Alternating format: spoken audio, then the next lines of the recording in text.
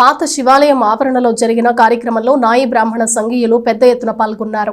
స్థానిక గంగానంపేటలోని శ్రీ రామేశ్వర స్వామివారి దేవస్థానం తోట ప్రాంగణంలో తెనాలి పట్టణ నాయి బ్రాహ్మణ సేవా సంఘం 30వ కార్తీక వన సమారాధన కార్యక్రమం మంగళవారం జరిగింది.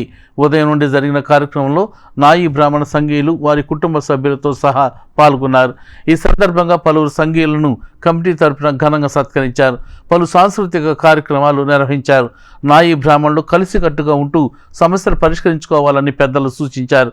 కార్యక్రమంలో భాగంగా కమిటీ నాయకులు, నాయి బ్రాహ్మణ వన సమారాధన కమిటీ సభ్యులు కొడాలి సుబ్రహ్మణ్యం, చంద్రలపాటి సూర్య వెంకటేష్, గండికోట రాజా రమేష్, లింగ కోటేశ్వరరావు, శివలింగ ప్రసాద్ తదితరులను సత్కరించారు. Deputy collector Munugoti Srinivasarao, retired JD R Surendrababu, K Nancharaiah, Thangellamudi Saibabu, Tadikonda Narasimharao తదితరులు హాజరయ్యారు. తెనాలి పట్టణ నాయ బ్రాహ్మణ సేవా సంఘం ఆధ్వర్యంలో 30వ వన సమారాధన కార్యక్రమం పాత శివాలయం ఆధ్వర్యంలో జరగటం చాలా సంతోషం. ఈ కార్యక్రమంలో సంఘంలో వివిధ హోదాల్లో ఉన్నటువంటి ప్రభుత్వ ఉద్యోగులు, అదేవిధంగా వృత్తిదారులు, కళాకారులు, సామాజిక బాధ్యతల్లో ఉన్నటువంటి వారందరూ కూడా ఒక వేదికగా కుటుంబాలతో సహా ఈ కార్యక్రమంలో పాల్గొనడం, అదేవిధంగా సంగీతానికి మరి కాణాచిగా పేర్కొన్నటువంటి ఈ సంఘం ఆధ్వర్యంలో ఒక మంచి ప్రోగ్రాంను కూడా మన నిర్వాహకులు ఏర్పాటు చేశారు.